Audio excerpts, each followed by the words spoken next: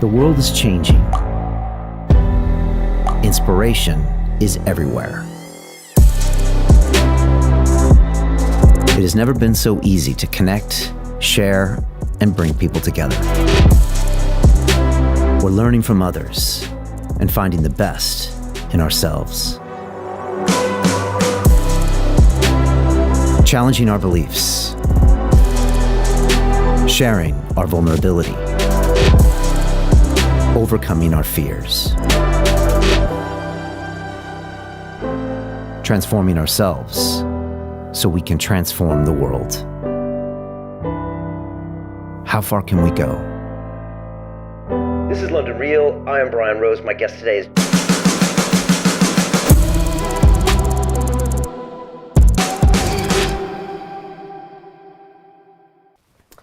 This is London Real. I am Brian Rose. My guest today is David Icke, the English writer and public speaker, known since the 1990s as a professional conspiracy theorist, calling yourself a full-time investigator into who and what is really controlling the world. You're the author of over 21 books and 10 DVDs and have lectured in over 25 countries, speaking live for up to 10 hours to huge audiences filling stadiums like Wembley Arena. You are here today to talk about the coronavirus pandemic, the worldwide COVID-19 lockdown, and the looming global economic recession. David, welcome back to London Real. Thanks, Brian. Great to have you here. A lot of people out there with a lot of questions. There's a lot of confusion. This is a crazy time. I wanted to start off and just say a few things as far as where we are. Okay. It's March 18th, 2020 right now. I want to throw some of my views out there, and then I want to hear your views, Okay. and I want to have a good discussion about this. Right. And also talk about the numbers we know so far. So first of all, just as far as my beliefs, I personally don't believe the coronavirus was created by a third party. I do think it occurred naturally. I do believe in the science, and I do believe in vaccines. I'm sure we're going to talk about this.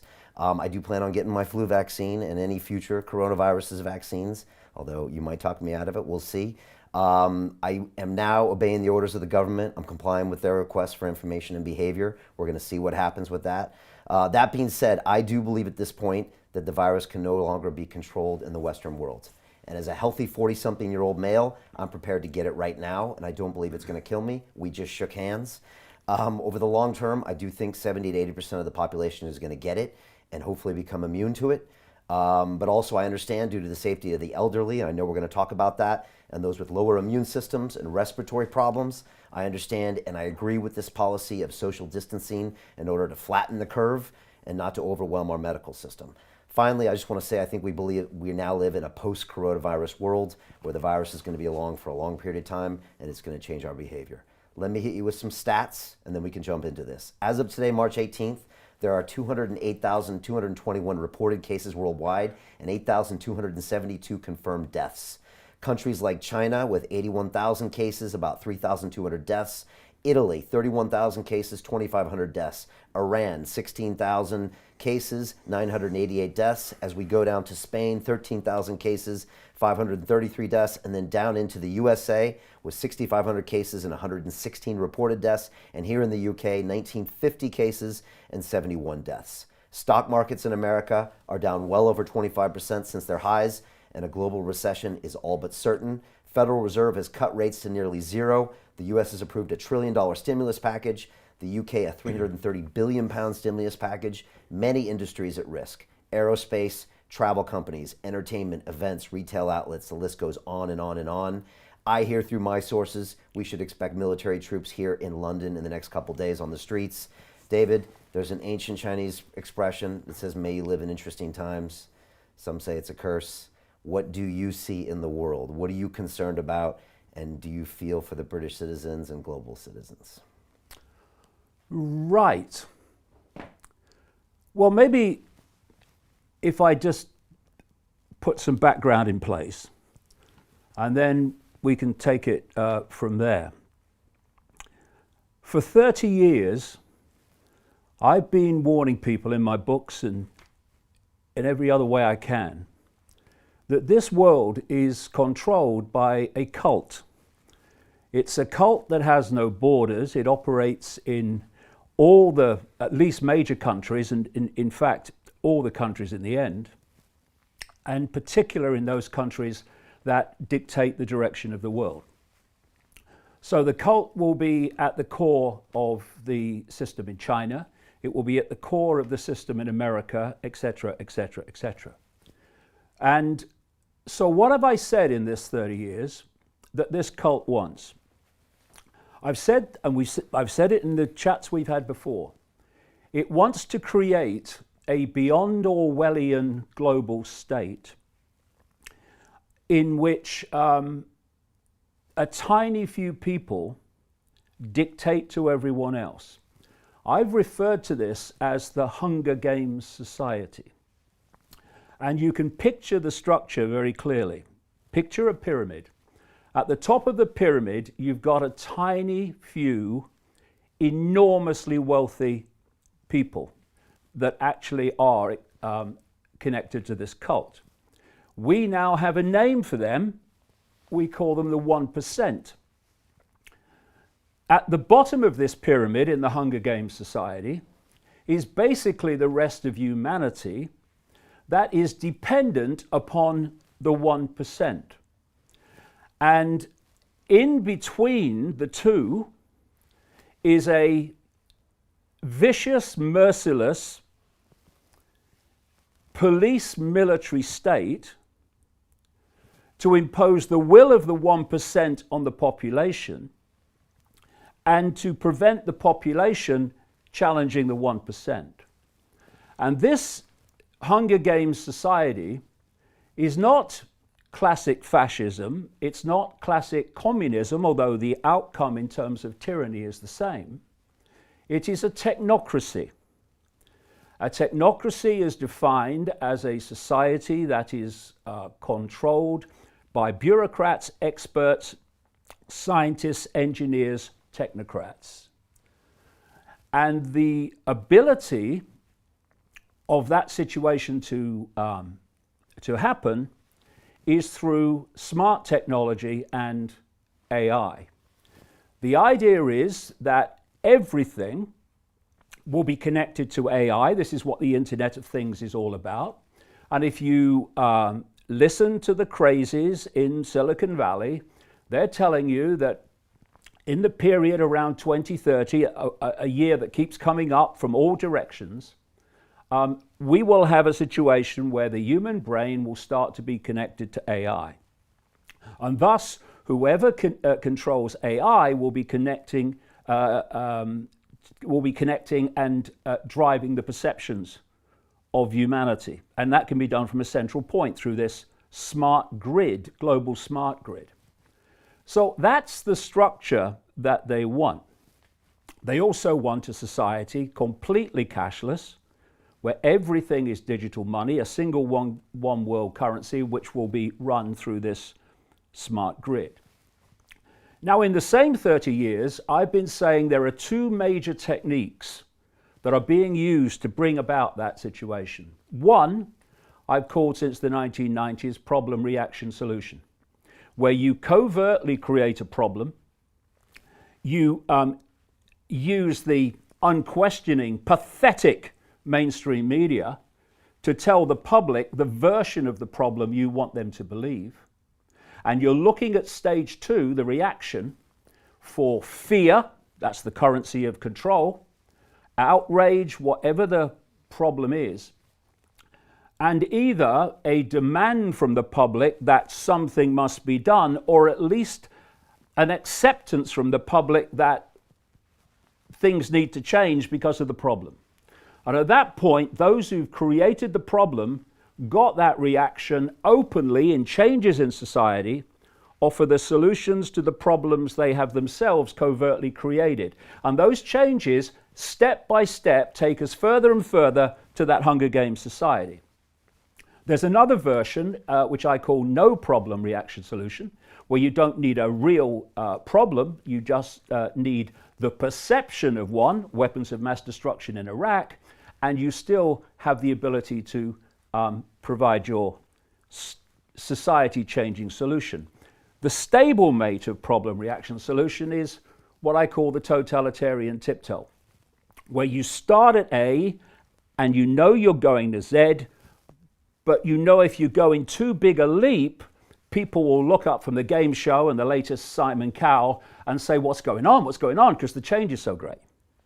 So you do it in as big a steps as you can towards your outcome, but not so fast or big that you alert too many people to the fact that it's a pattern. What you want people to believe is everything is random. And I have this other phrase which relates to all this: know the outcome and you'll see the journey.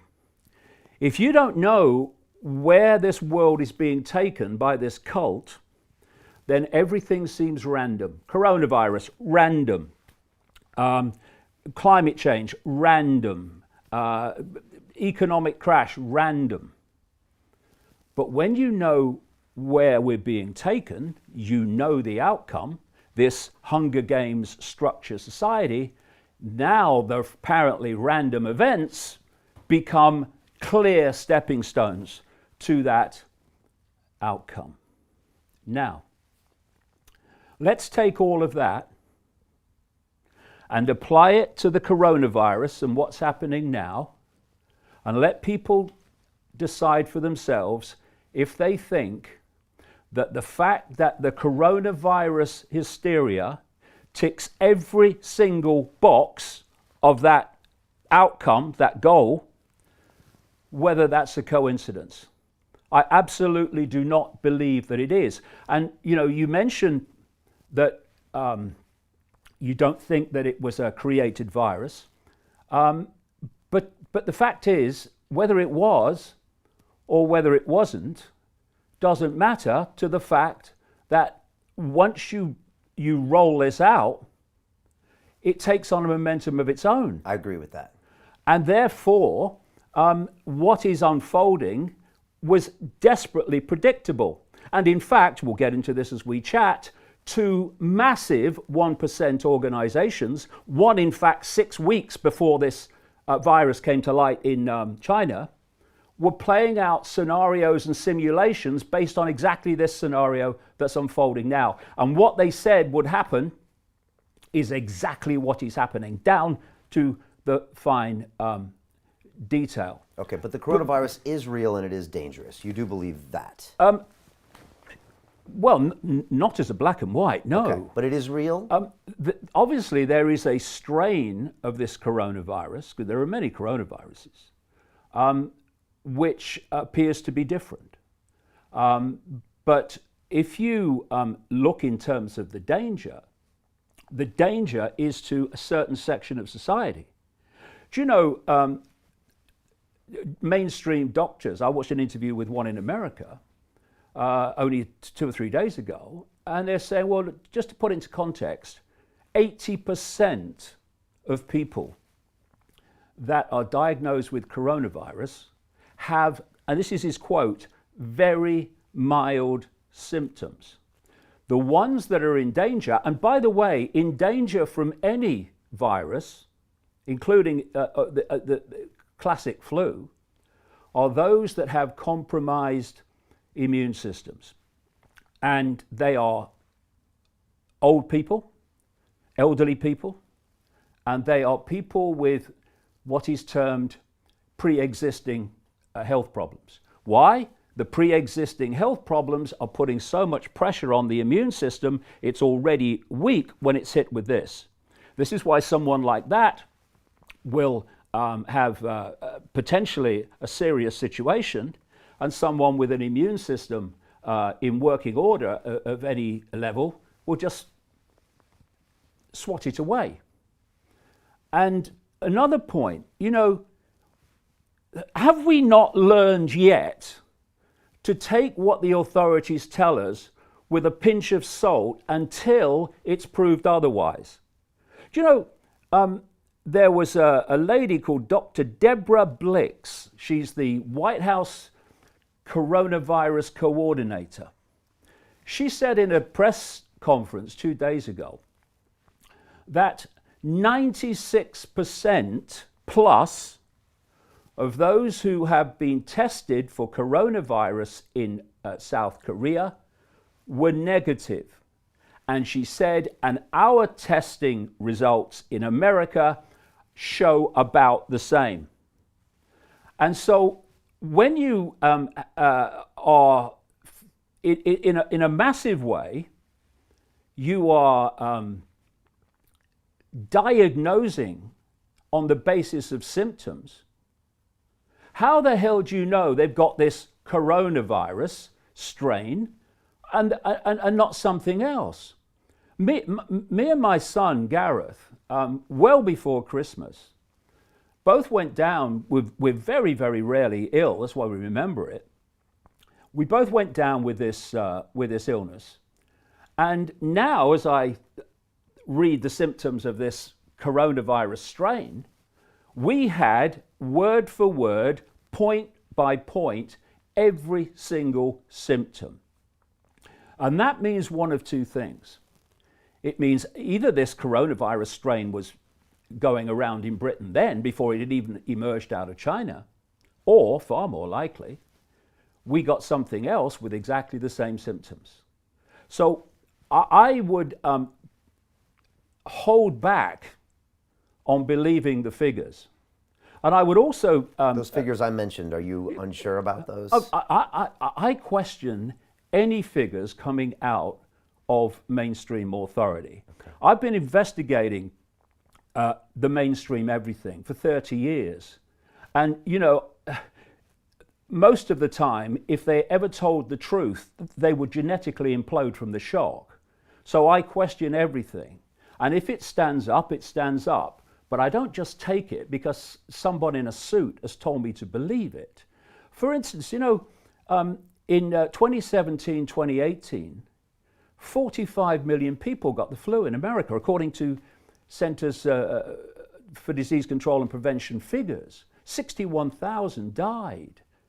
Where was the hysteria then? 61,000 people dying. Well, they say that this is more dangerous and more contagious and what's potentially going to kill more people. Because otherwise, that's a good question, David. Everyone's like, well, how come people aren't worried about this when the flu from 18 killed 50,000? This has only killed 8,000. The point is, though, this is the point, that according to officialdom, 80% of people who get the coronavirus, diagnose the coronavirus, have not necessarily all got it,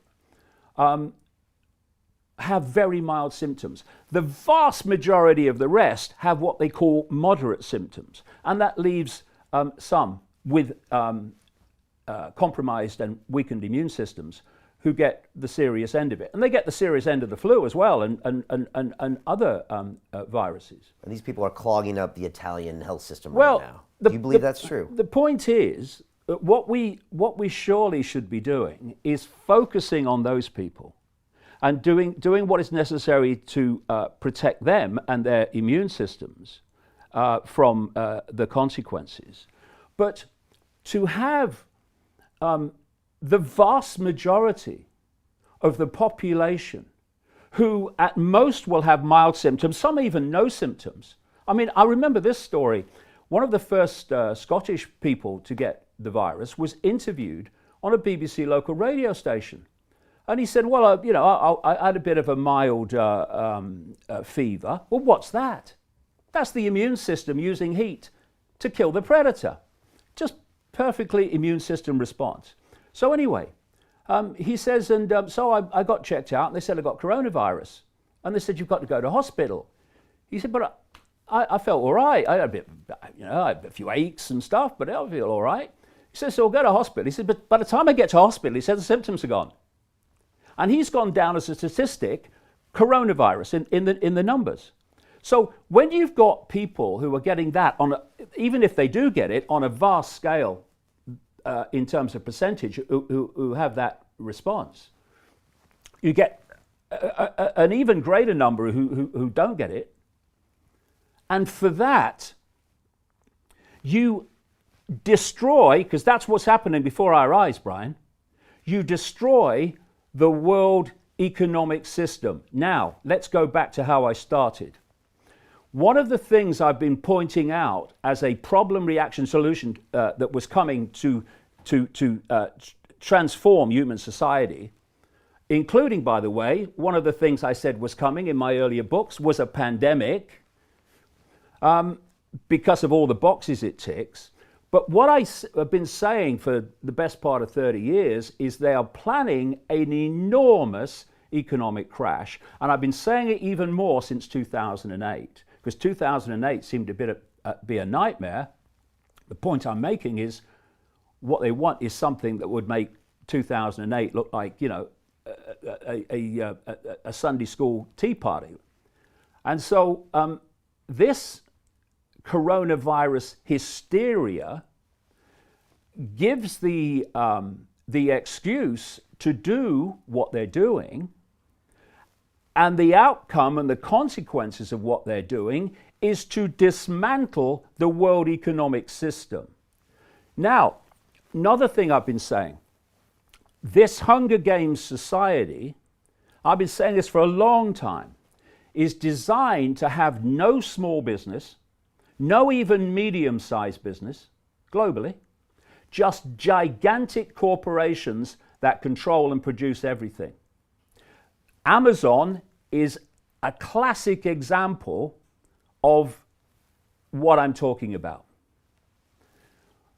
What this coronavirus hysteria is creating is a situation unfolding by the hour worldwide that is destroying small business, family business, even medium-sized business, some even relatively big businesses too. It's destroying them. The big legacy of what is happening now will not be to do with health long term, it will be economic. I agree with you. It's going to be catastrophic. Now, here's the point. What happens to those people whose businesses collapse?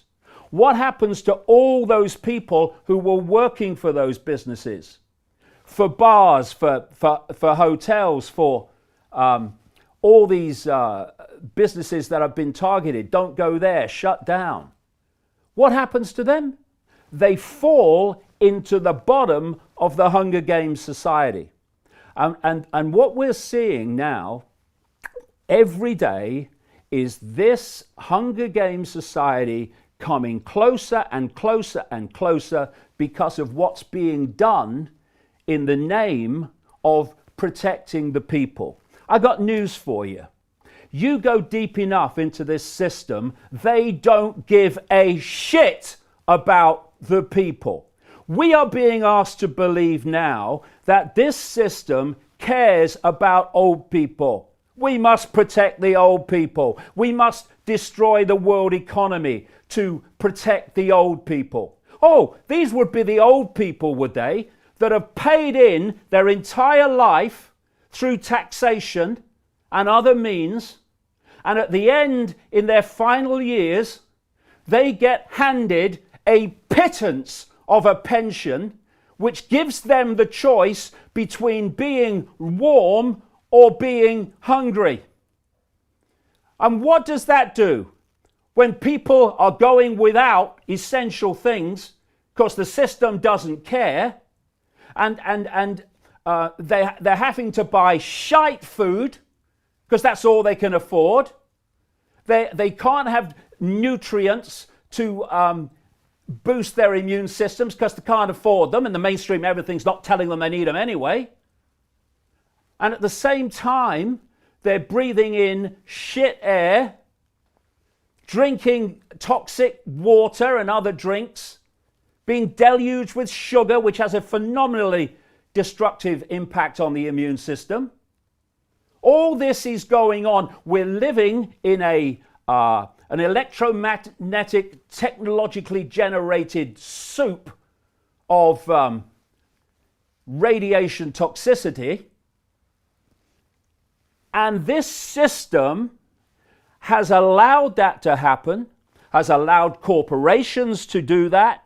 And now, having done all that, that's devastated the lives and the immune systems of old people, we are being asked to believe that the system cares about the health of the elderly.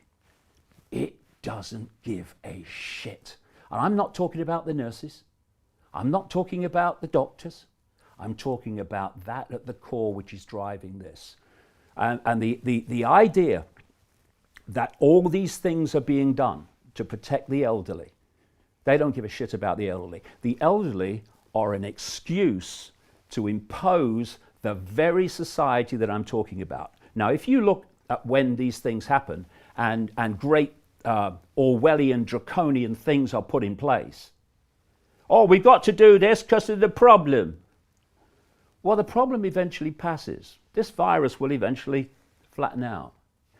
But what you see every time, 9/11's a classic, they'll roll back some of it, but not nearly roll back to where it was before. The whole thing's moved on closer to the Hunger Games society. Another thing you're going to see, oh, and by the way, I mentioned that a great goal of this, and I've been saying this, when did I first write this? About 1993. They want a cashless society, a digital cashless society, one world currency, which has phenomenal implications for freedom. They want rid of cash. And when I said that, there was lots of cash in circulation. People going, end of cash? Now look at it. And you know, what was it this guy Tedros, the head of the World Health Organization, a man I wouldn't trust to tell me the time in a room full of clocks, by the way, he said, don't touch cash. Use cards because the virus can pass on through cash. I've come up here today for this chat 3 times in places that are always cash. I had cash turned down. No, we're only taking cards. And when this runs on, they're going to be justifying a cashless society on the basis of that you can pass viruses on through it. And they're going to be saying, we can't have this again. We can't have this happen again. So you're going to have more technological testing of people for whether they have a temperature and all this stuff. And the whole surveillance is going to move on, exactly as it has in China. Right. If people thought China had reached the point of beyond Orwellian, well, you just look what they've brought in as a result of this coronavirus. Okay. I want to talk about that technology because it's a very good point. But now Italy right now, we're looking at Italy, and from what we can see and hear, the hospitals are chock full of people that are dying. There's not enough respirators, etc. I mean, surely we must do something about this, David. I know what you're saying is that these things will pass and we're crushing our global economy, which actually has bigger implications than the health. I agree with you. This will ruin people's lives. Well, not only that, it will cause massive amounts of ill health and death. I agree with that too. I agree with that. It's just pushing it down further. But what about these people that are dying and clogging up hospitals and the fact that could happen with the NHS? That is a reality. Well, I've thought all along, and it seems to be the case, that the strain that is prevalent in Italy is something of a stronger nature than what's generally circulating. And also in Iran. That's something else. Just as an aside, we have a country targeted by America, targeted by Israel, Iran, and as this virus came out of China, of all the countries in all the world, Iran got its smack worse than anyone before it started to appear in Italy. It was a little odd. And members... Could have been a coincidence. Well, I mean, you know, after 30 years, Brian, coincidences are something I have to be very well persuaded, because coincidences don't turn out to be so. They turn out to be made to happen. Anyway, so not only did Iran have this, what again seems a stronger strain of it, but it was killing the people within the regime at a very early stage. And you know, that's a coincidence. How many coincidences do you want? And then you have another one, you see.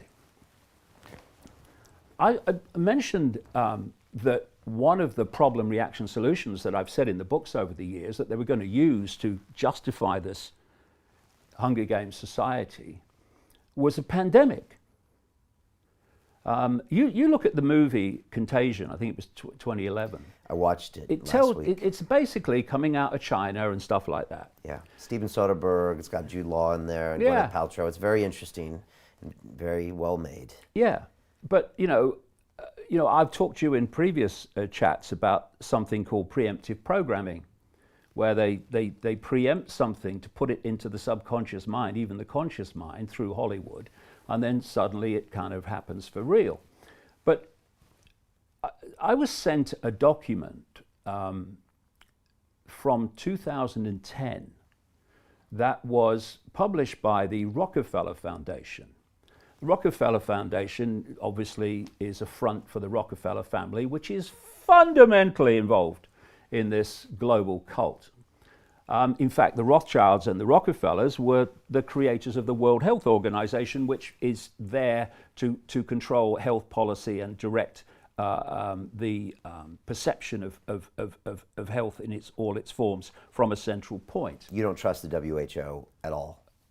Well, it's currently headed by a guy called Tedros from Ethiopia, who was a Politburo member in a Marxist government that's been running Ethiopia for a long time. He was health minister and was exposed 3 times for covering up cholera epidemics in Ethiopia. And now he's head of the World Health Organization telling us about the coronavirus. You will understand if I don't agree or even believe a word that comes out of his mouth. See, these organizations are not there to serve the public. They're there to serve this agenda. So who came out and said, "Oh no, don't touch cash. You pass on the virus. Just use." Tedros, same guy. He's the one that praised China for a wonderful job they did with the coronavirus and what have you. Now, this Rockefeller Foundation document was about a scenario involving a flu pandemic. And it described what would happen, that China would use authoritarian, draconian methods to meet the challenge, and then the West wouldn't basically start like that, but then would become the same. And this whole global lockdown was described in this document. And then we moved to 6 weeks before the virus came to light in China. And we had something called Event 201. This was a simulation of a coronavirus pandemic, which involved the World Economic Forum, which has its meeting every year in Davos. This is the 1%, and involved the Bill and Melinda Gates Foundation. Bill Gates, the guy that wants to vaccinate the frickin' world, and by the way, is funding the electronic tracking of people so that the authorities know if they've been vaccinated or not, through an organization he funds called Gavi. And they ran this simulation called Event 201, in which they inserted, scenario or simulated news reports. And if you watch them, you can see it on the internet. It's just like the news reports we're seeing in the media. And they were discussing, okay, what can we do? And there was a whole area of this simulation where they're discussing how they control information. And they're saying, how do we deal with the anti-vaxxers? How do we make sure that the official narrative of the pandemic is the one that's dominating the internet and all these lines of communication, and not what they call conspiracy theories, putting another point of view. And all these things that they talked about in this scenario have happened. We've had Facebook and Google saying that they're going to make sure that, first of all, the World Health Organization version gets free advertisements, and they're going to suppress the the other opinion, what they call conspiracies and what have you, and disinformation and fake news. Who decides if it is? They do. We've had YouTube this week say that because they don't have the same number of staff, they're going to now have videos taken down purely by AI algorithms.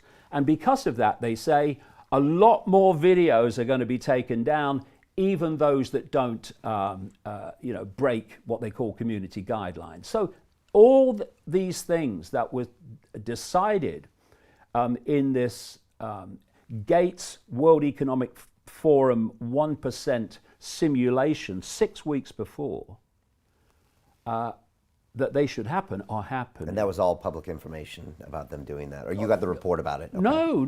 I read the actual document of the Rockefeller Foundation and its scenario, which is exactly what's played out. But the Event 201 simulation was filmed. You can see it on the internet. Okay. And now they're running that playbook right now. Exactly the same. Another thing is that at the same time that simulation was taking place, 10,000 military personnel and support staff were attending the World Military Games in Wuhan, China.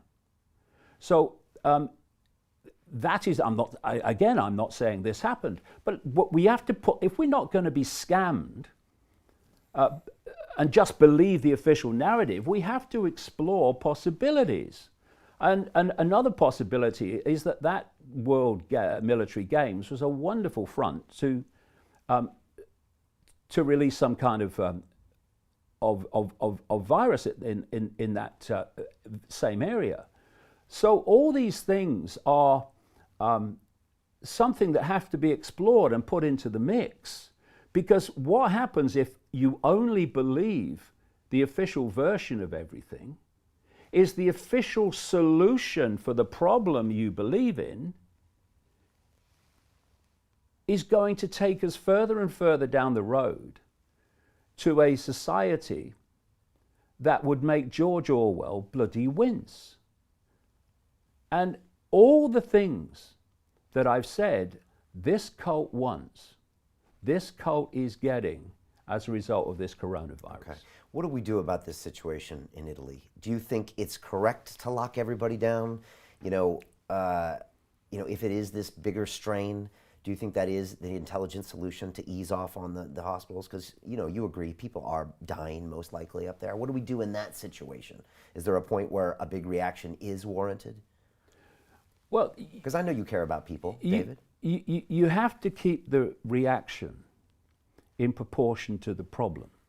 So maybe more needs doing in places like or parts of Italy. But the point is, you've got to keep your eye on the rest of it and how you can see the world completely transformed and economically demolished by taking action now that will have phenomenal knock-on consequences. And so when you look in the global average and in most other countries, the number of people who are seriously affected by this against all those who are not, the way the whole economic system is being shut down is suicide. And what happens when it reaches a point where in its present state it cannot continue, it cannot survive?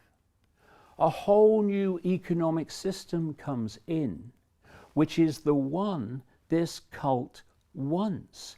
And I'll tell you another thing. I've been going on for years and years and years about the fact that the idea of human-caused climate change is a joke. It's a hoax.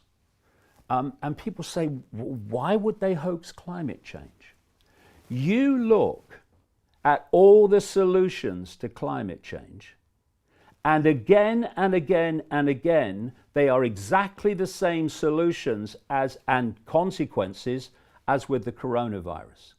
What did Prince Charles say at Davos only a matter of 2 months or so ago? He said by 2030, this year that keeps coming up all over the place from all directions, we need a new global economic system, economic order to meet the challenge of climate change. What have I been writing for 30 years? This cult wants to transform the world economic order into this technocratic, AI-controlled tyranny.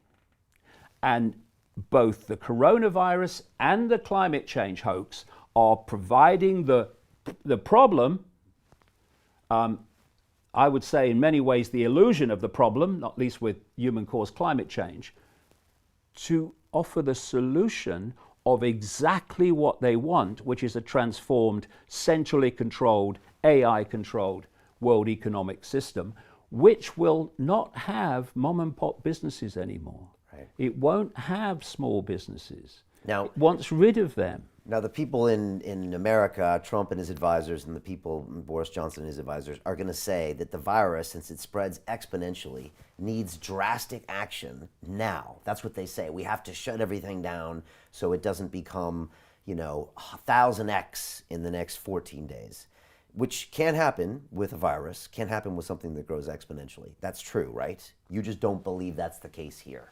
What I keep coming back to is the effect on the health of the overwhelming vast majority, which have immune systems that just basically slap it aside.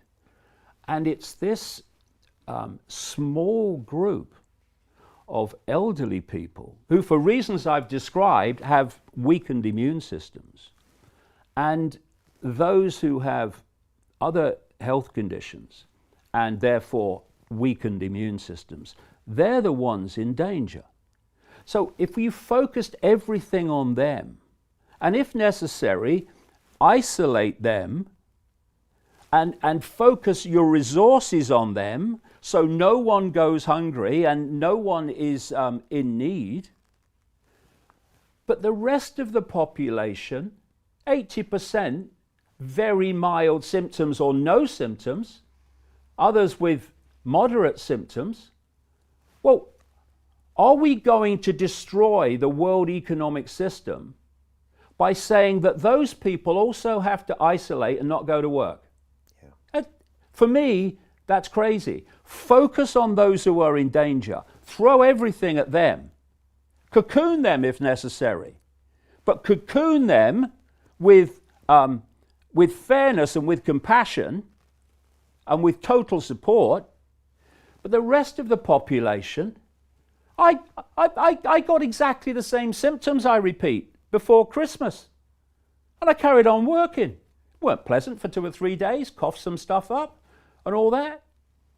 But you get on with it. And this is happening to people all the time. I'll give you an analogy, Brian. Years ago, you might remember this, we used to have a thing called weather.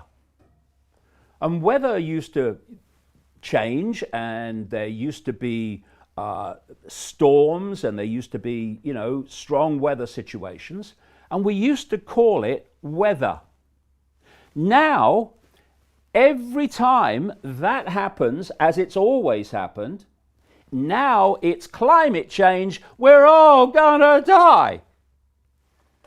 And what we have now is the coronavirus version of that. Everything is coronavirus. We don't even know if so many people have been logged as having had it, actually have it. When you're testing, like I said earlier, on symptoms, well, these symptoms are true of many different things. Who says this person's got it or this person hasn't got it? We don't know. The point is, they're not dying from it. They're not even, most of them, being affected more than very mild symptoms. So why are we locking them away and bringing down the world economic system and destroying people's businesses, livelihoods, ability to pay the rent? Why are we doing that and not just focusing totally on those who could have a serious problem because of their immune system deficiencies?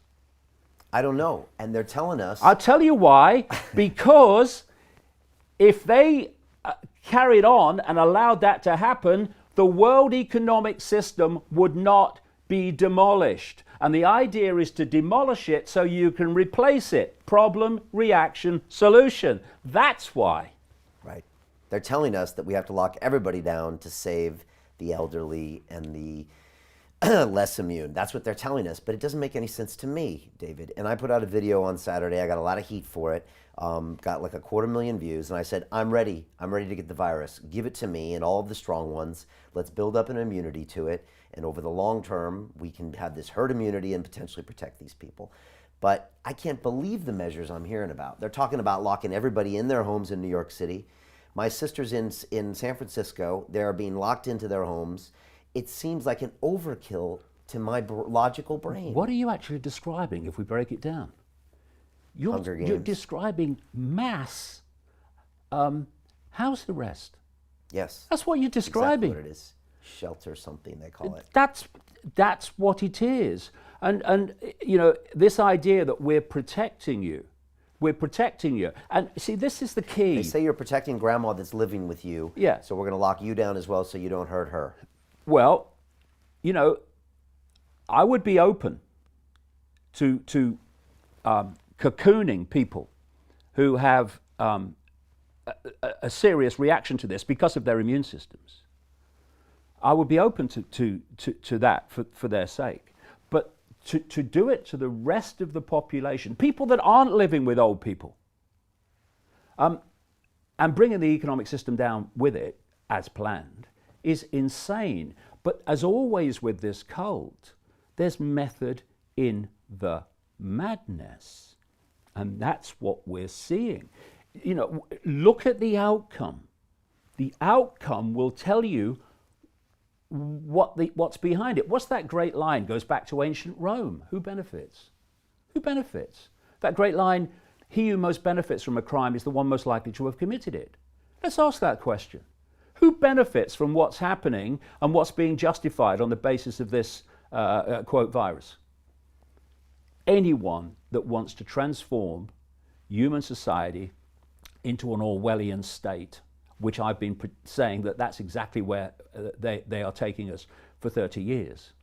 So if people just take a breath and look at it and say, who benefits? And why is this craziness destroying who benefits from the economic system being destroyed? Anyone that wants to put another one in place. And you know, I've said this many times as we've chatted. This whole conspiracy, the whole cult way of manipulating society is psychologically. It's a psychological game. You know, when there's a few of you, and compared with the global population, they are a very few, you can't control people physically. You can do it in a certain area through troops and the army, and what they want to do is do it absolutely through connecting AI to the human brain. But for the moment, they can't. How you have to do it is you have to program people's perceptions, because from perceptions comes behavior. It's a real simple thing. Your perceptions become your behavior. And you go one step back, where do your perceptions come from? They come from information received.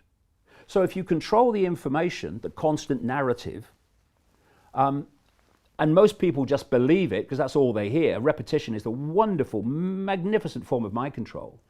You control the information, you overwhelmingly control perception among those that don't question. And from perception, you control behavior. And what they're manipulating now, as they do all the time, but here is a wonderful, potent example of it, is they're manipulating this, what appears to be this innate human trait of fear of death, which is an expression of another innate human trait, which is fear of the unknown. So the reptilian brain at the back of the brain is it's a survival mechanism along with other parts of the brain, but this is a big one, the reptilian brain at the back. And the reptilian brain doesn't think, it reacts. And it's constantly scanning the environment for threats to survival. Not just threats to life, threats to your job, threats to your relationship, threats to everything. And this kind of background anxiety that people feel, a lot of it comes from here. And if you're driving your car and someone walks in front of your car, what bangs the brakes on is the reptilian brain, because it doesn't think. It reacts far quicker than the thinking processes react. I mean, when someone walks in front of your car, you're not going to say, "Oh, do you think I should stop? What do you think, dear?" Bang! Now that's great, and it's part of the survival mechanism. But when the reptilian brain survival mechanism starts impacting upon general life, then all hell breaks loose, chaos breaks loose. And give you 2 examples of it. Panic buying. Panic buying is the survival mechanism kicking in. And when that kicks in and it's not kept under control, it perceives its survival to be the only thing that matters. So if I have to survive and you don't for me to survive, well, fair enough, because I've got to survive. This is panic buying. I mean, we've had fights in supermarket aisles over toilet rolls. You know, you run out of toilet rolls, use the morning papers. What could be more appropriate? You can't wipe your ass with the BBC and CNN, unfortunately, but if you could, you should. And so this panic buying is this survival mechanism kicking in. And something else comes from that. The survival mechanism will agree to anything, no matter how draconian and how fascistic, so long as it perceives it will aid its survival. So what a pandemic does, what they call a pandemic, that was declared by Tedros at the World Health Organization anyway, what a pandemic does is it kicks in this survival mechanism, and it means that not only will you accept authority imposing tyranny, you will demand that authority imposes tyranny. And something else. Tell you what one of the punchlines of this virus is. It's the bloody vaccine. You know, very early on after this virus started, I read a report about an Israeli government minister saying we're far ahead of anyone else in developing a vaccine. Oh, really? I thought this is interesting. And it turns out that from 2016, this scientific organization in Israel, which is all connected to the government like they all are, had been using coronavirus to test its technology. And so because of that, it's further along the road, it says, to developing a vaccine. And one of the scientists said, it was pure luck that we chose that. Well, some may believe that. And some of us may say, well, I think I'll hold on that one, thanks.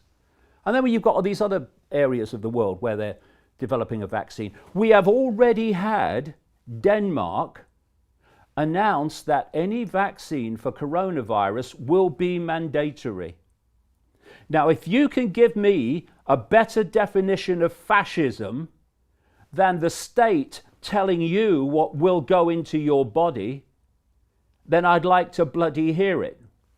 They don't even know what the vaccine is, but it's mandatory. Now, this is going to expand.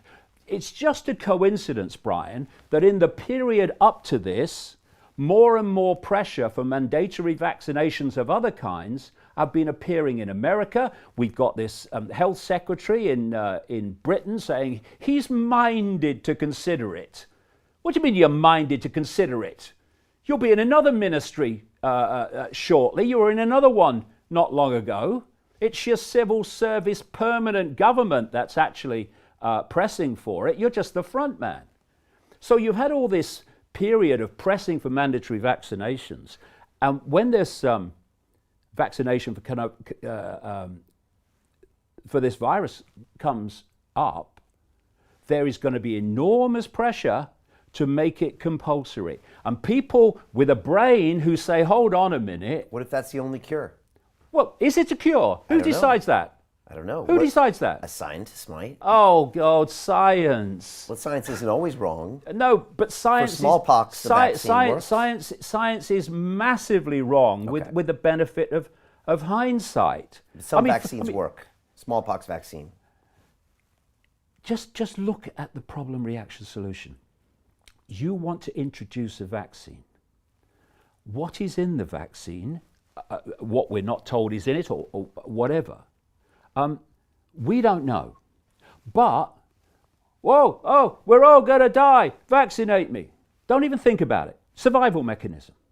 But what if that is the only solution? Well, who decides that it's the only solution? My children, my boys, have not been vaccinated once in their life. They didn't have childhood diseases. Their immune systems are on fire because they weren't compromised by a tidal wave of toxic shite while their immune systems were still developing. Do you know something? In the 1980s, the Congress gave immunity from prosecution to the drug companies for vaccines. And you know why this was in the official documentation.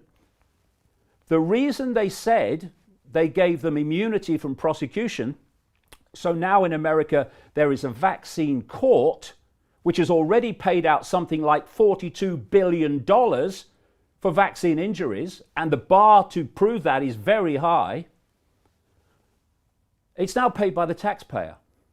And so the drug companies have no economic consequences for damaging vaccinations. And I think they're trying to get drug companies to consider creating vaccines because they're not economically profitable. Hold on. What, not economically profitable? My goodness me. Have you seen the profits of drug companies? Yeah, because they have regular medicine. But the point is that the reason they said we must give immunity is because they said vaccines are innately unsafe and cannot be made not to be. Thus, we're going to give you immunity, so you'll continue making them. Because at that point, before that legislation came in, the drug companies were facing a massive number of lawsuits for vaccine injuries. Now, you know what's happened since that legislation in 1986? The number of vaccines and the different kinds of vaccines have absolutely exploded. Why? Because there's no consequence anymore. And if you look at the statistics, if you vaccinate a large number of people, you are going to have major life-changing implications for a number of those people.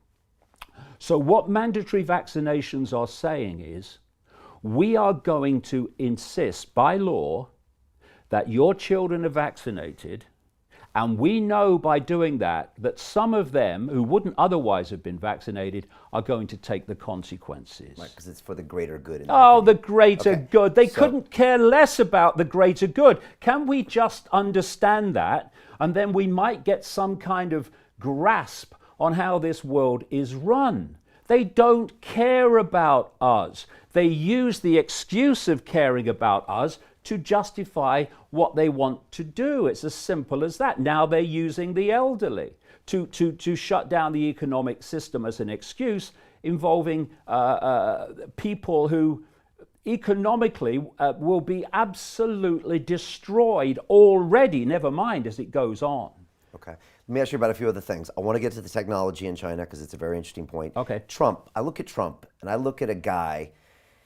It doesn't make sense how he's behaving because it's in his interest to see the economy do well, to see the stock market go up, because that's how he's going to get reelected. And yet I see him right now locking down an entire country, which is sure to drop the markets, kill business, and potentially kill his reelection. So why would he buy into something like this? Well, we come back to something I've been chatting with you about all these times. He's a front man. There's a permanent government. You see, this cult controls the permanent government. There's a permanent government in every country, and globally there's a permanent government. That's what I mean. You've got the politicians, whether it's a president from the Democratic Party or the Republican Party, whether it's Labour, goodness knows Labour, when they're going to do it again, if ever, and Conservatives. And you have the rosettes coming and going, coming and going, coming and going. Here today, gone tomorrow. But the permanent government is always there. This is the cult controlling that government via secret societies, through the financial system, through the intelligence agencies, through the upper echelons of the military, through government administration, and what has become known now as the deep state. And that is always there. George Bush comes, Republican. Obama comes, Democrat. Trump comes, Republican. Come, gone, come, gone. Permanent government, always there. Same in this country, same everywhere. Prime ministers come and go, permanent government, always there. And that's why, overwhelmingly, when you look at the long-term direction of the world, it doesn't change, because the permanent government is driving that direction, and the here today, gone tomorrow politicians are there to give the illusion of democracy, the illusion of people deciding who governs them. See, we have a European Parliament for one reason and one reason only: to say that the European Union is democratic. It's a tyranny, a bureaucratic tyranny. And what is a bureaucratic tyranny? It's a technocracy.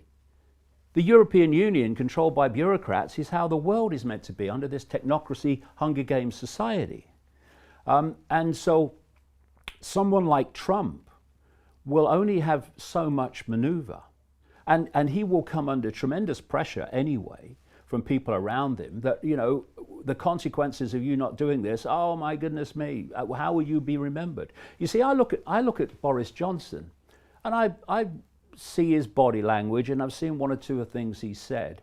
I don't think personally that Boris Johnson is totally convinced that all this is necessary. No, he's not. He's absolutely not. But what's happened is the pressure on him from the permanent government is to do it anyway. And they work in ways that he might not even understand that it's working on him. It's not like they kick him in the room and say, you're going to do this now. No, it's pressures and how you're going to be remembered. It's pressure economic and it's also manipulation. I mean, you know, older people watching this will remember Yes Minister and Yes Prime Minister, which was a comedy series about a prime minister and his civil servants.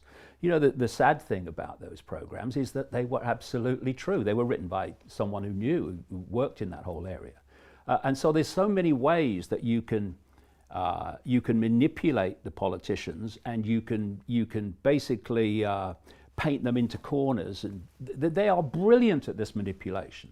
So, you know, and like we said earlier, once this thing gets the momentum, it takes on a life of its own. And the fear, it's just the fear.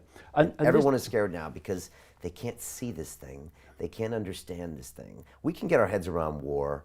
Maybe we can get our heads around a nuclear weapon, but you can't get your head around this. So it scares you more, and you can manipulate people's minds with this thing. Of course you can. Better than anything.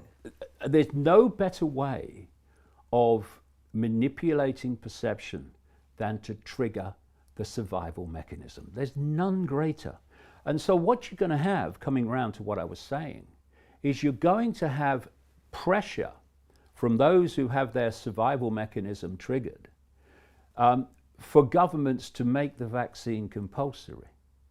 And people who will not have it are going to be demonized and vilified, just as people who won't have their children vaccinated now are doing so.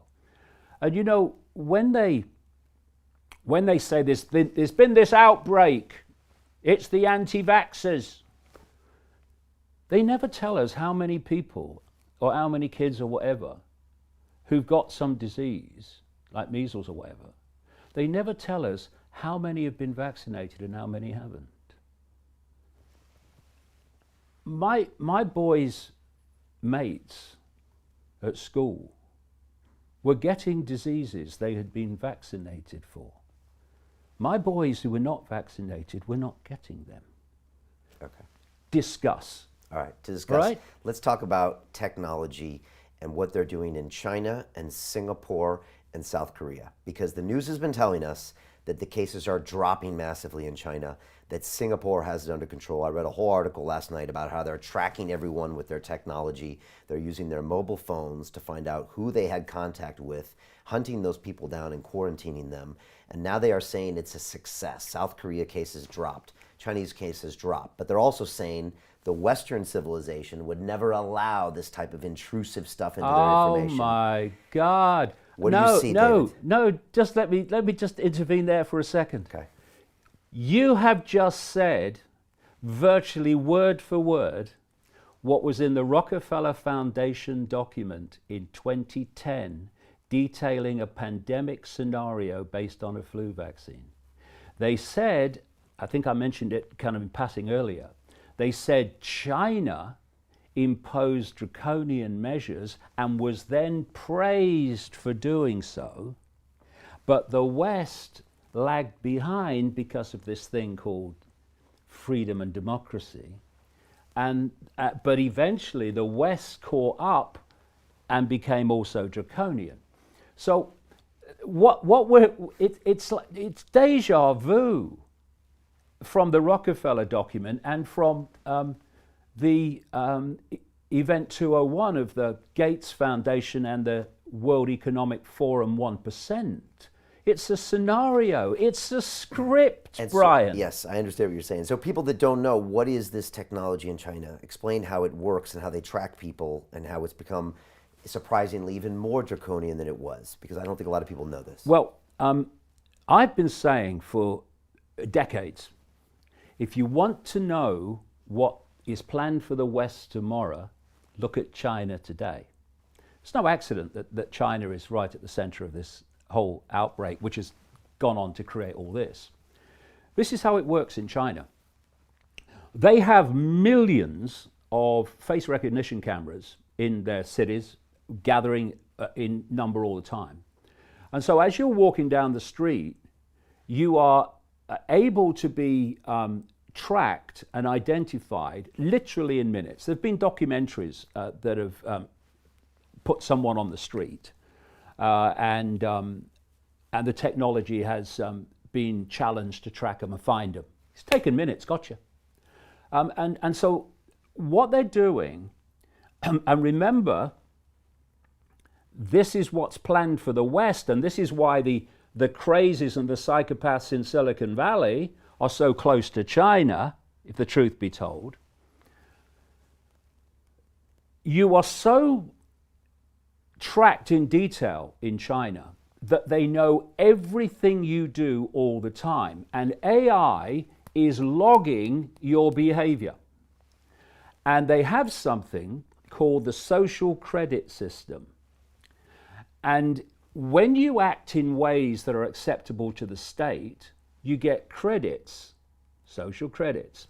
When you act in ways that the state doesn't want you to behave, you get credits taken away. And when you fall below a certain level, consequences kick in. How many people know that millions of Chinese people have been banned from flying?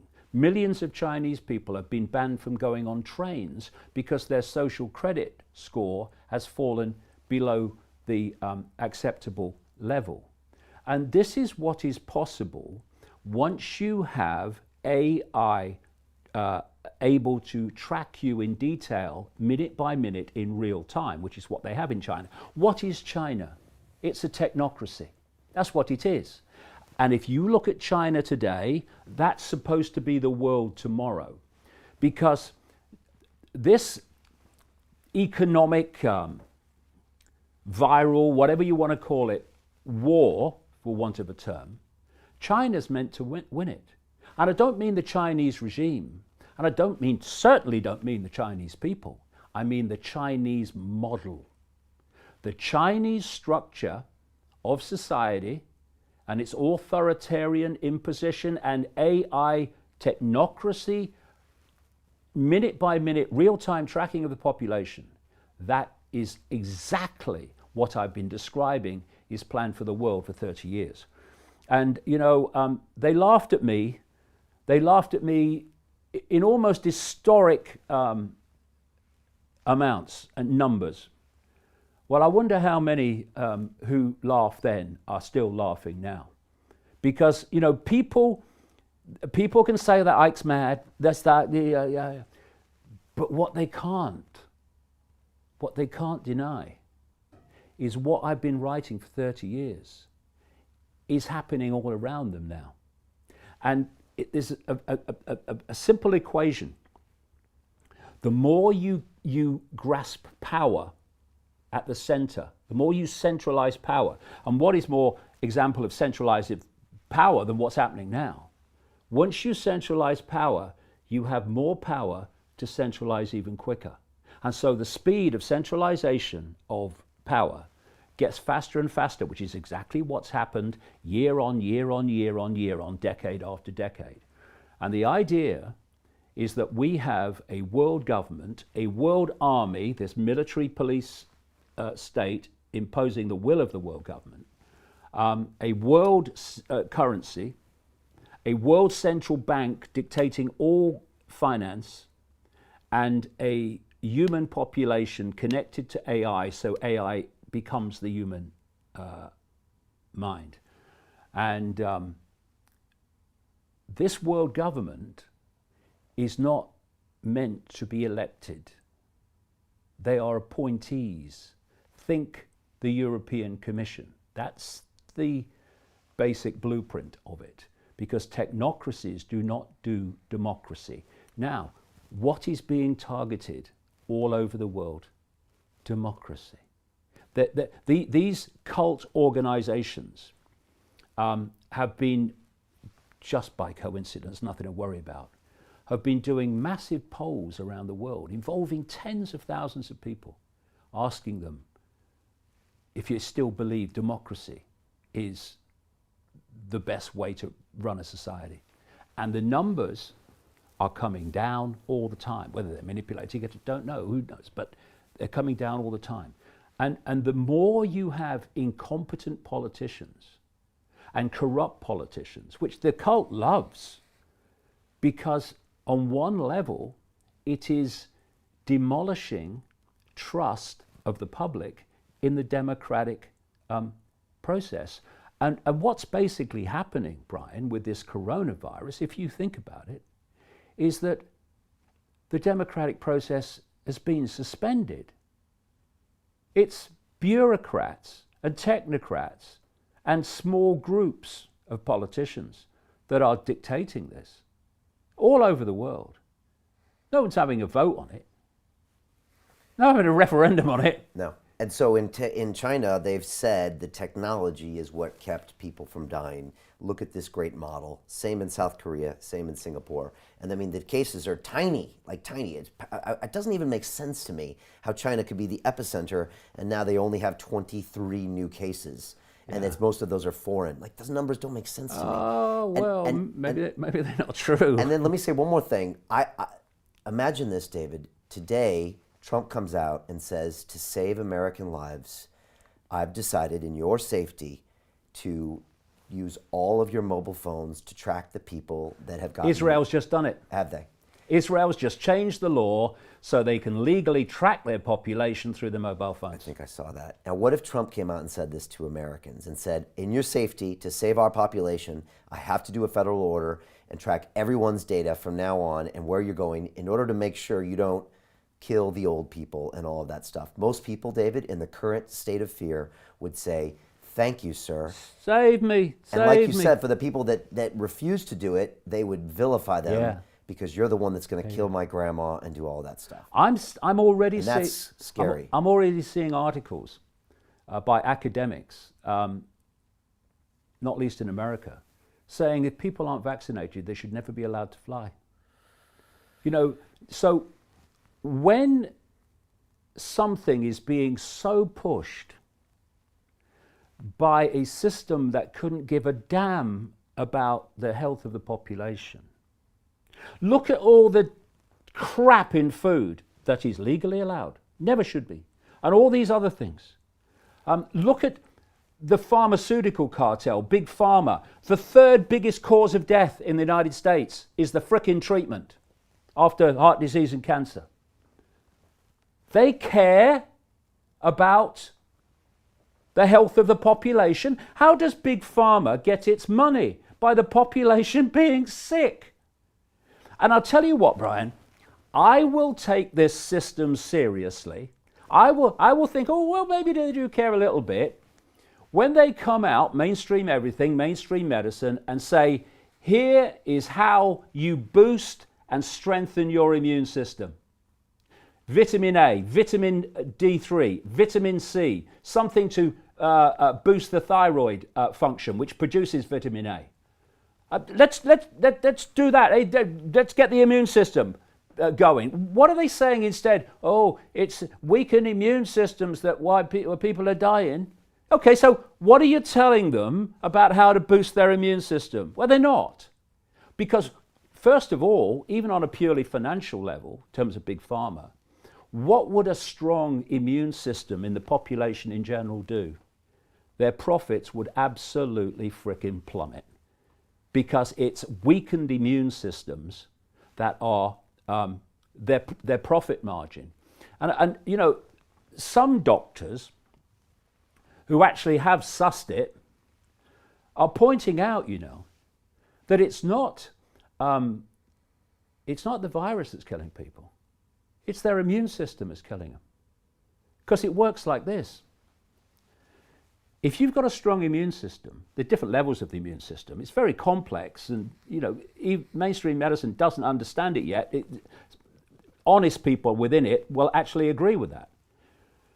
So it's making decisions on vaccines and all this stuff. It doesn't even understand the immune system and how it works. Anyway, there are different levels of it. So you get a virus, the first level will meet it, then the second level will meet it, which is much more specific to that virus. This is the level that creates the reaction that's absolutely encoded to meet that particular threat.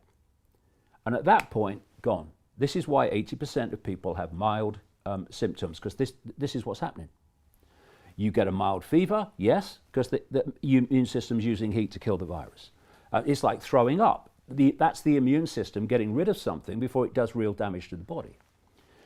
But when your immune system is compromised through lack of nutrients, shit food, and all the rest of it, these levels of the immune system can't cope, especially if you are someone who has other health problems, because the immune system's already kind of working flat out on that.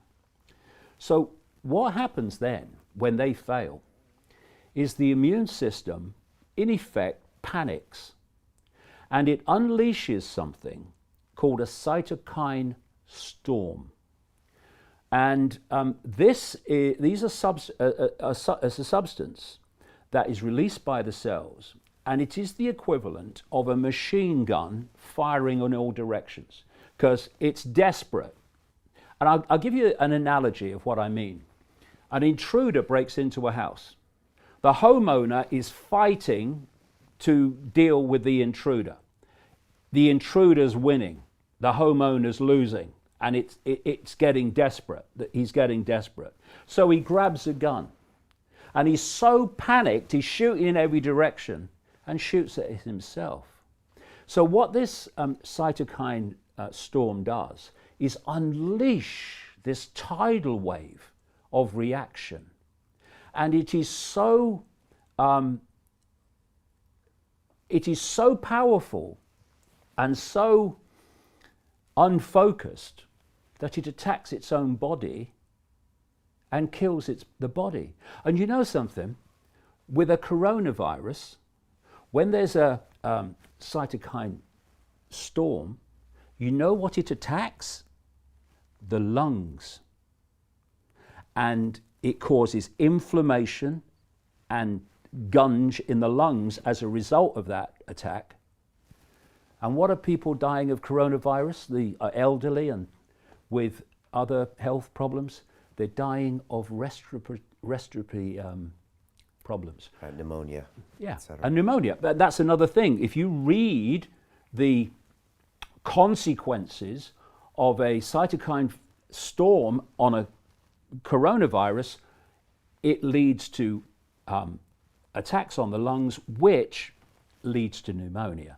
So, as these doctors who are, prepared to tell the truth, are pointing out, it's weakened immune systems that are causing people to die. So why isn't the system blasting out in all directions everything you need to do to boost your immune system? Because they care about old people, you see. What do we do, David? What do we do right now? What does the average citizen do who's watching this right now or who thinks something's funny is going on? I mean, look, I'm walking around London right now and there's nobody here. No. I had an entire tube train to myself on the way in. I've been coming to work. I've been going to the gym. I've been shaking hands. I don't see why troops need to be in this city because no one's going out. No one's gathering in groups. Everyone's staying at home. What are troops going to do? Are they going to make it 1% less social distance? It doesn't make sense they're doing this here or in New York City or anywhere else. David. What is it doing? Setting a precedent. It's setting a precedent. Set a and getting precedent. me used to having military around Yeah. and getting me more scared and trusting the process more. It doesn't make sense. And I agree that I don't know everything, but there's been some things here, David, and I put out some videos about them, and I'm not the dumbest guy in the room. I'm not the smartest guy in the room, but some things don't make sense to me. No, and the reason they don't make sense is it's all a scam to create an outcome. I came over here from Waterloo Station today in a cab, and that guy was telling me he had sat in the line today for 4 hours before I turned up, outside a major British London railway station. And how are people going to survive? How are they going to do it? And when you are in desperate straits, then you will accept things changing if you are persuaded to believe that they will improve your desperate straits, i.e. we need a whole new economic system. Tell you something else. As AI takes over more and more jobs, on top of all this lost employment that's happening now around the world, the question is raised, so how are people going to live? And what's being suggested is a guaranteed income, which, I mean, I've believed since I was a kid that in any civilized society, there should be a level below which people should not fall.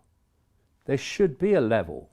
I think it's higher than it, and I absolutely think it's higher than it is. So I on that basis would say, well, yeah, a guaranteed income, not a guaranteed outcome, because that's just a race to the bottom and everything will fall apart without incentive. Not a guaranteed outcome, but a guaranteed income, so you can't fall below a certain level. But that's not what this is about. It's about taking away all the job opportunities through AI and things that are happening now, saying, oh, well, we're now going to give you a guaranteed income. Oh, well, yeah, it's going to be very small, and it's going to be so small that you will be permanently in the bottom levels of the Hunger Games society.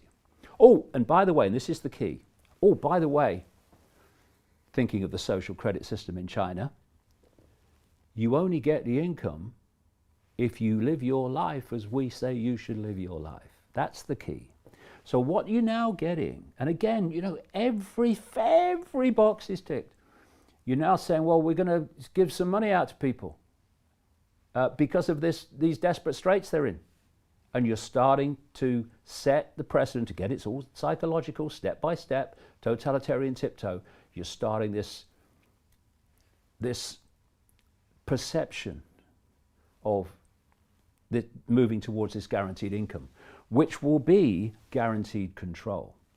They announced yesterday, British government, £330 billion. A chunk of that is these loans to these small businesses, very small, even like £3,000 or here and there. They're going to do the same in the States, I'm sure. Yeah.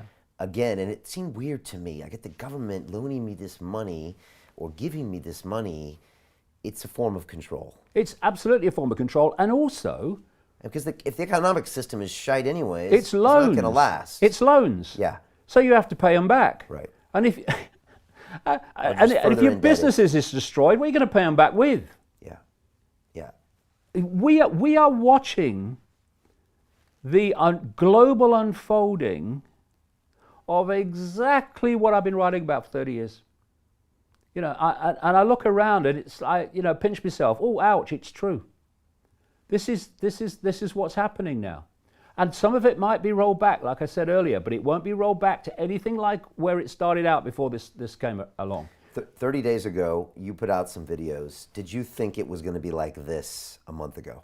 Because you were talking with I think Jamie or Gareth. Gareth, yeah. And you were saying, look, I don't know if this is going to be a big pandemic or it might just go away. You said, I hope it goes away. And you're like, we're going to see what's going to happen. And you even said, this is February 28th, you said, we're going to do another one in a month from now and talk about what happens. Yeah. And that was 20 days ago, not that long ago. And now look what's happened. We're Yeah. talking about locking down cities with military. Yeah, and you know, I've seen in parts of the alternative media people talking about the fact that this is a genocidal pandemic to wipe out vast numbers of humanity. Well, that will only happen if there is a dramatic mutation of this virus, because at the moment that is not what it's doing. What it's doing is creating the circumstances of fear to justify the solution, which is exactly the solution I've been describing for 30 years. And if people think that is a coincidence, then they need a life membership of Naivety Anonymous, really, because it's now in your face. And we need to face it. And more than anything, Brian, people need to stay frickin' calm. Because unless you're whacking your brakes on when someone walks in front of your car, panic is of no benefit. It never is. It's always a downside. We need to stay calm and not allow this survival mechanism to be triggered so comprehensively that it absolutely dominates all daily perception. Instead of being a fight or flight reaction for a second, it becomes a state of perception, constant fear. And fear always looks outside of itself for what it believes will protect it from what it fears. And this whole cult technique through the ages has been frighten, change, frighten, change, frighten, change. The technique of creative destruction. Wars are classic creative destruction events. You destroy the status quo, as they're destroying this one now. You then, a bit further along the line, you have another reason to fear, which transforms that status quo. And with each change of status quo, you're going closer and closer to the Hunger Games society that's been the plan all along. And if we grasp this and we stay calm and we don't fall into this terror of the unknown, then we can start pushing back on this simply by refusing to cooperate with our own enslavement. A few can only enslave billions if the billions acquiesce. And through fear of death and fear of this and fear of that, fear of the virus, billions are acquiescing to the few.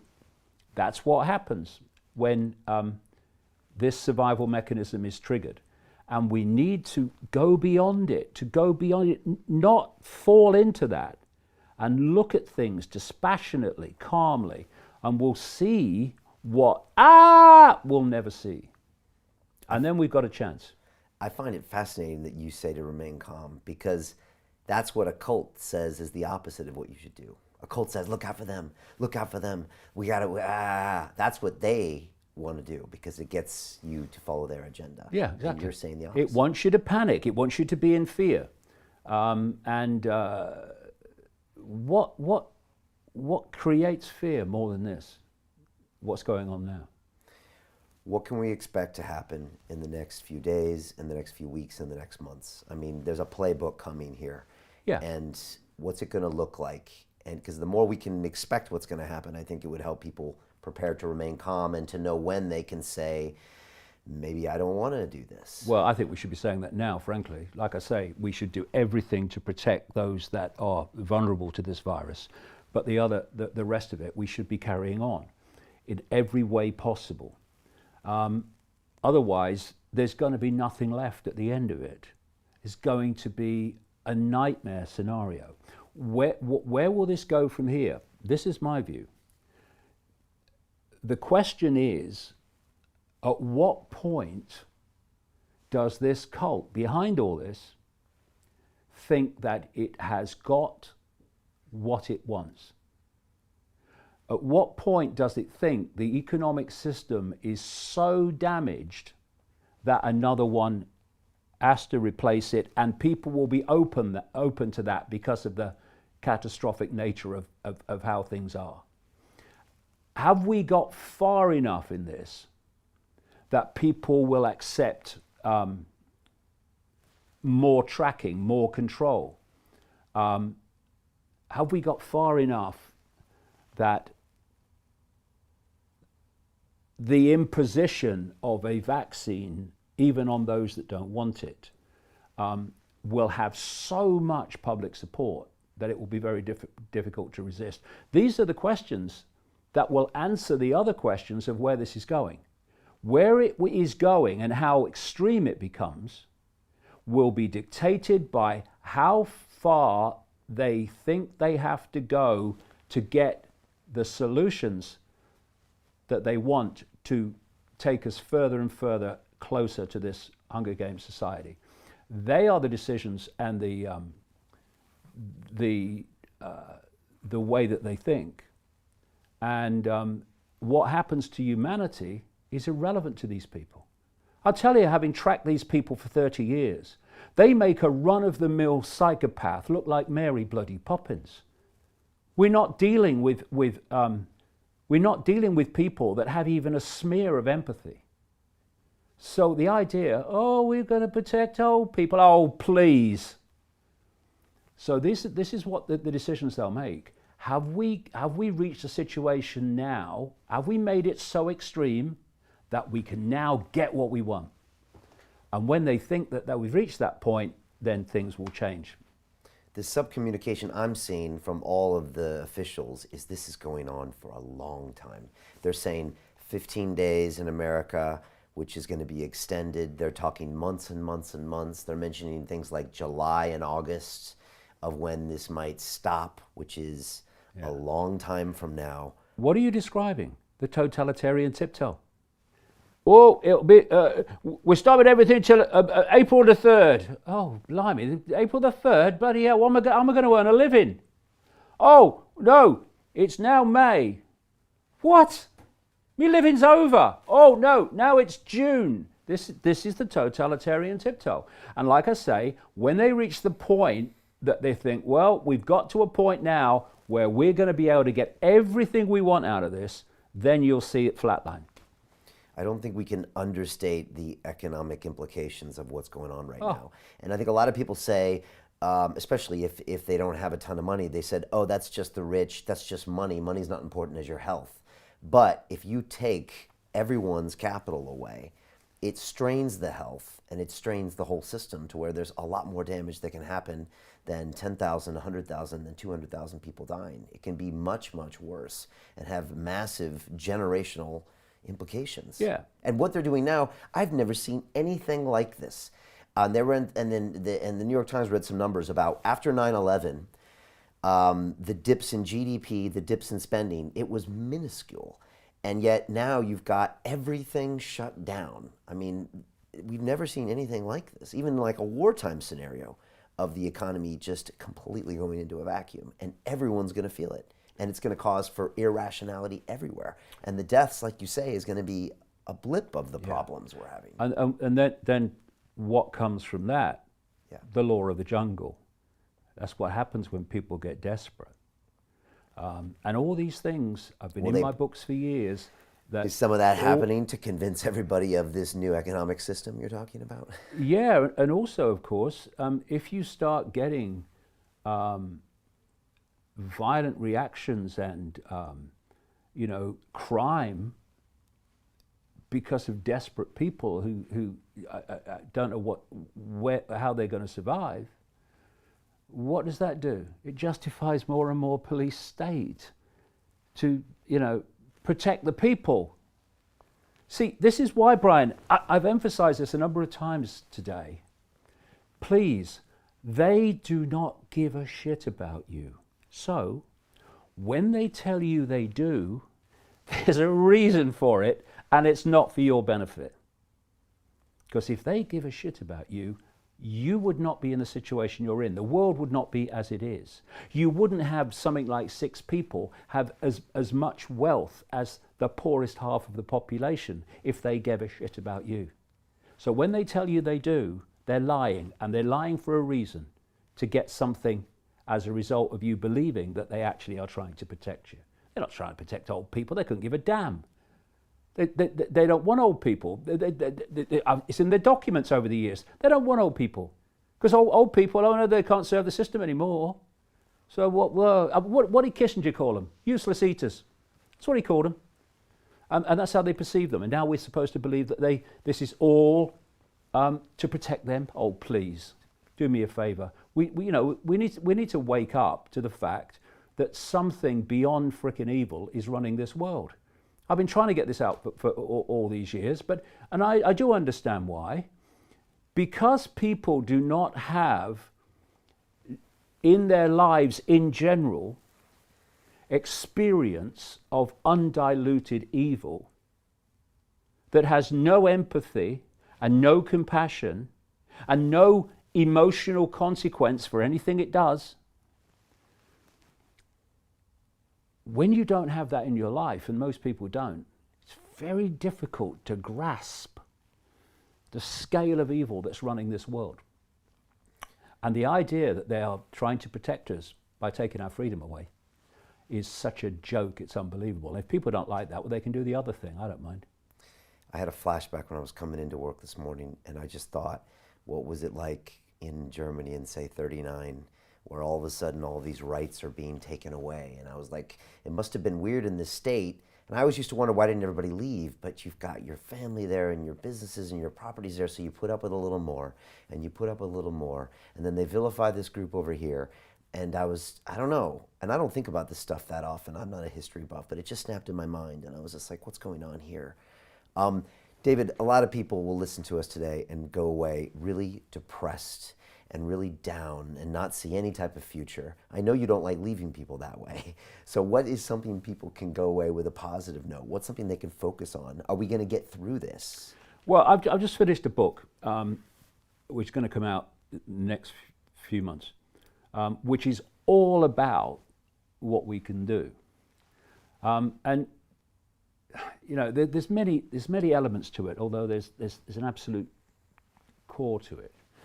And one of the key things we need to do, I would say, is to change our self-identity. If you identify as your name, your life story, your race, your religion, your background, whatever, you are identifying with a set of labels that are transitory and are incredibly brief. And those set of labels are not you. They are what you are experiencing. I am not David Icke.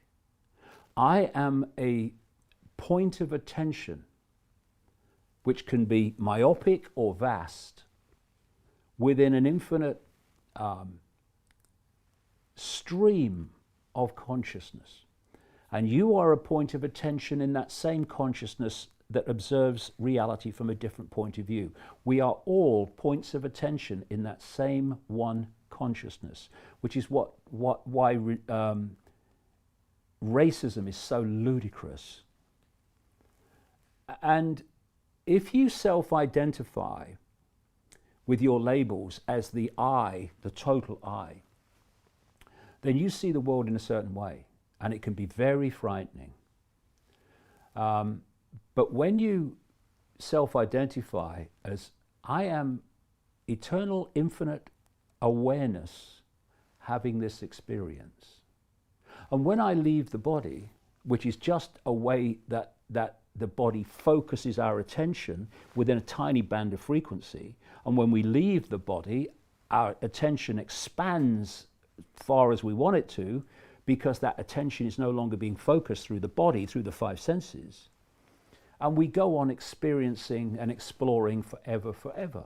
This is a brief experience for a point of eternal consciousness that we give a name to. And when you observe the world from that perspective, which is where I've been coming from for a long time now, it's not so frightening. And you have the ability to connect dots because you're seeing things from a panorama and not a myopia. And from myopia can seem very, very fearful, but from the panorama, it's just another experience. And one of the things I go into in the book, and we'll chat about this when it comes out, I'm sure, is our perceptions, and it can be explained very simply how this works, our perceptions become our experience. And if you fall into fear of something, everything that everything in this reality, everything, even the coronavirus, is a frequency. Every thought is a frequency. Fear is a frequency. It's a different frequency to love. It's a different frequency to joy. And we live in this sea of frequency, of possibility and probability. And it's like being a computer that is living in a Wi-Fi sea. And within that Wi-Fi sea is everything on the internet. And so potentially you can put anything on the internet on your screen, your experience. But our perceptions are also frequencies. And so if we are in a frequency of fear and we are generating that frequency, that field, that electromagnetic field, we are going to make a symbiotic frequency connection with like frequencies. And what we do is we draw to us as an experience what we fear. And all the time, people say, this is always happening to me. Hey, Ethel, it's happened again. Why? Why do certain things keep repeating in people's lives but not repeat in others? Because what they're putting out as perception, which is a frequency field, is drawing towards them in like a magnetic phenomenon. It's drawing to them what they're putting out. And so if you fall into fearing something, the likelihood of that becoming your experience is massively increased. I've experimented with this through my life, and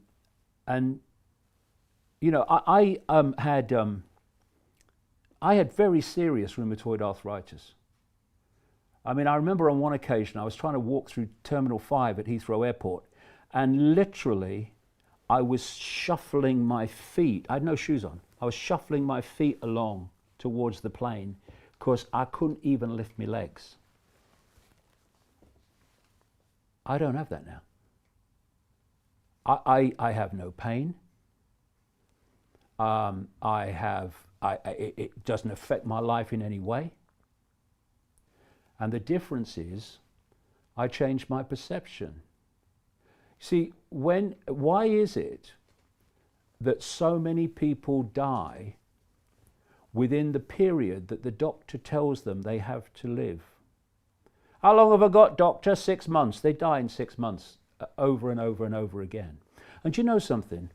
People have been told they have a fatal disease. The doctor has given them a prognosis, you have so long to live, and they've died. And when they've done the post-mortem, they didn't have the fatal disease. Because the mind is all powerful. It's constantly creating our reality. Its perceptions are constantly becoming our experience. And so I decided that if my reality was being controlled by my perceptions, then my perception is this arthritis is not going to trouble me anymore, and it's not going to progress, and it's not going to have me in a wheelchair and wizened up. And that's exactly what's happened. No drugs, no doctor. That's exactly what's happened. And everybody has the power to use their mind to dictate their own reality. Why is it that this cult, this system, is so desperate to control human perception? Because it knows human perception becomes human experience. And if we fall into states of fear, we are going to manifest fear, reasons to fear all around us. But if we take our minds back, we take our consciousness back, we can create a different reality. Because what is human society? It's the sum total of human perception. Human perception changes, human society must change, because it's just a reflection of the sum total of human perception. We love each other, we live in a loving world. We hate each other, we live in a world of hate. We fear, we live in a world of fear. We are in control. They've just persuaded us we're not. I'm so excited for this new book, David. And the message you just said, I've heard from some of the greatest minds that have ever sat in that chair, especially ones that have been around for a little while. They come to the same conclusion as you have, that we are what we believe, and the energy we put out there is what we get back. Exactly. This book is all about that in a very accessible way, because they say the more you know, the more you know there is to know. Well, yeah, on one level that's right. But there's another way: the more you know, the more you realize how little there is to actually know to take control of your life and your life experience. And so much of the complexity hides these simple, sparkling truths. Genius, this is the misunderstanding of the academic intellectual mind.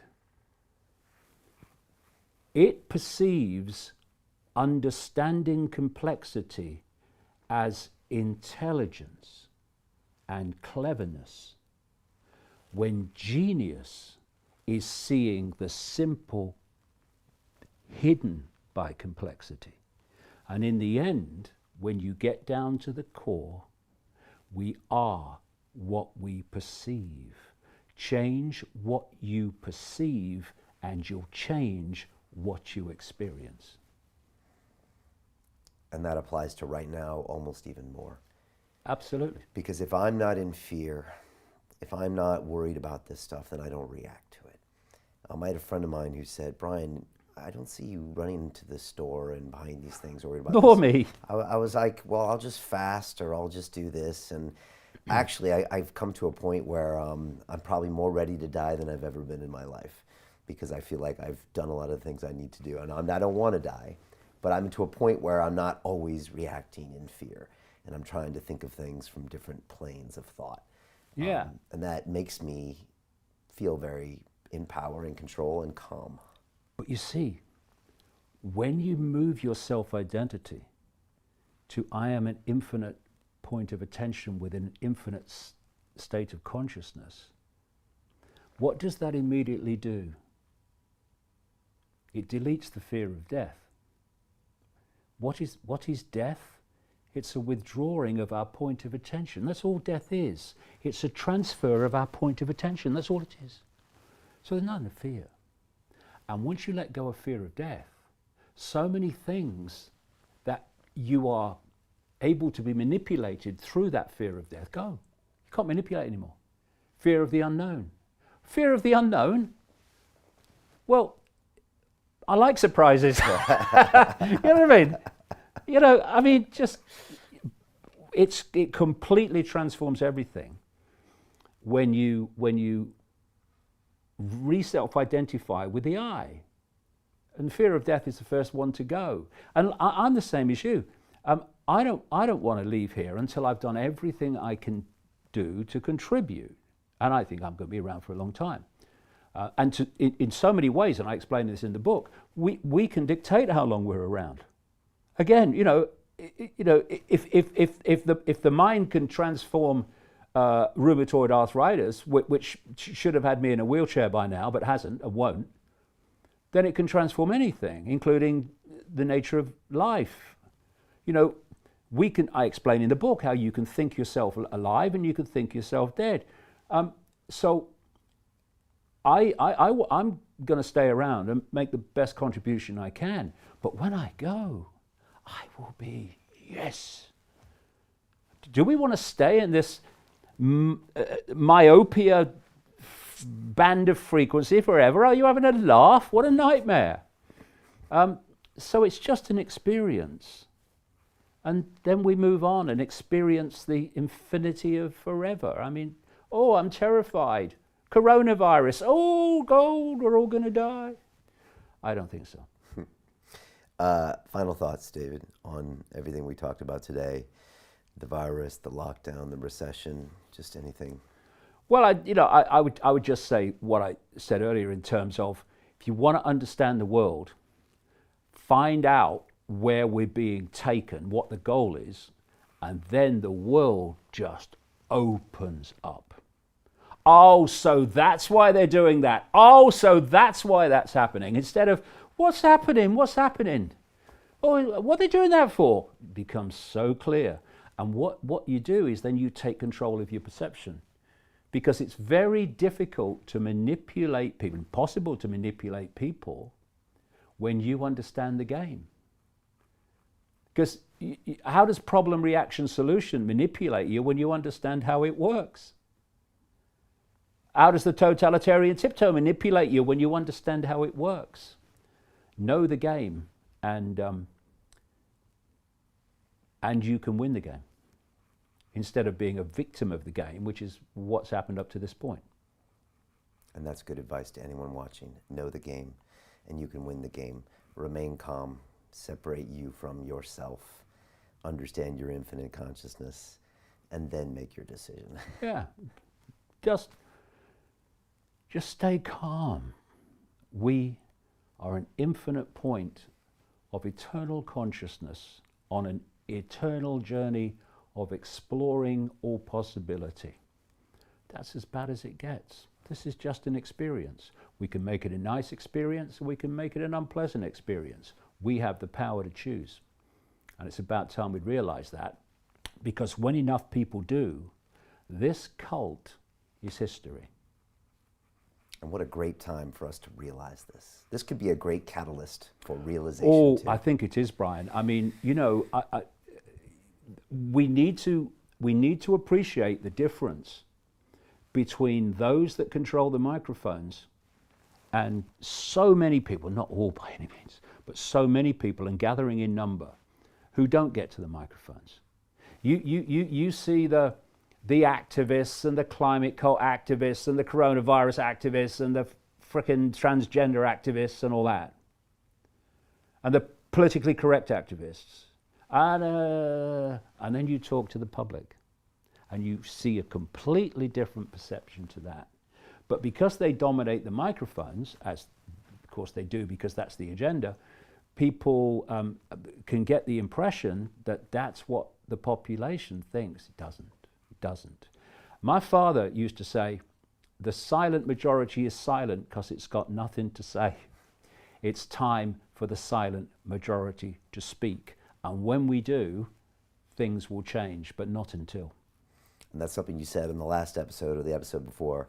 You said for people should always feel free to say how they feel. That's the most important thing. You shouldn't feel like you can't say how you feel. You should say how you feel.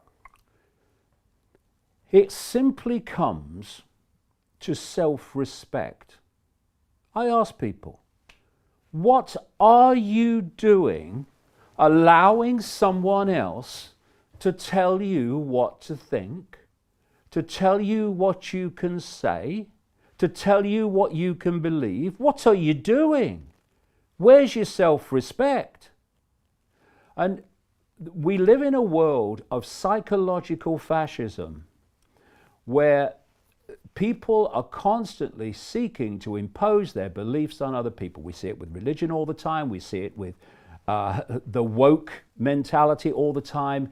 I believe this, so you must believe that. And if people acquiesce to that, then tyranny rules. And if we don't, if we say, you can call me what you like, and people do, I don't care. Call me this, call me that, call me the other. Well, thanks for sharing that with me. Have a nice day. But you say it anyway.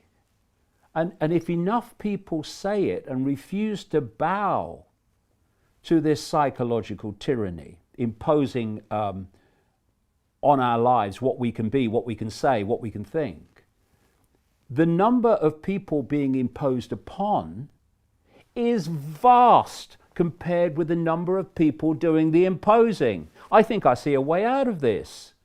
You know, stiffen the backbone, grow a pair, say what you believe, have self-respect in your own uniqueness, and don't let anyone take it away.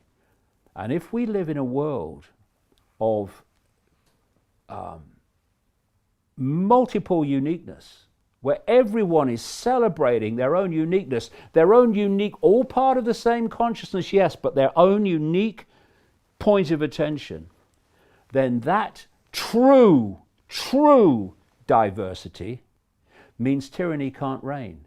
What does every tyranny want to do? Centralize everything, including perception.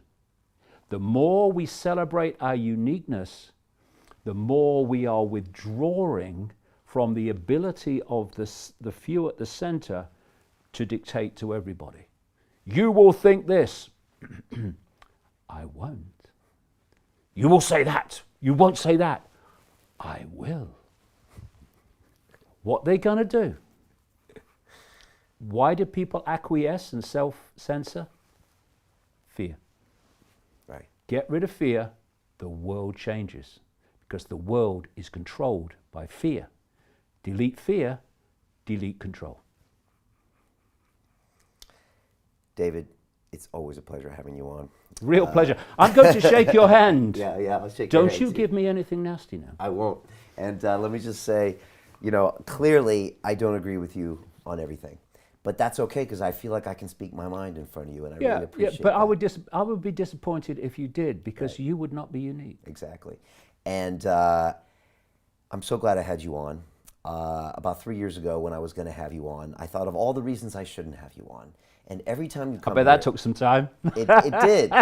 Who is this crazy guy? And people said, don't have David Icke on your show. And you were here, and that first episode, you blew me away with how most of the things you said made total sense to me.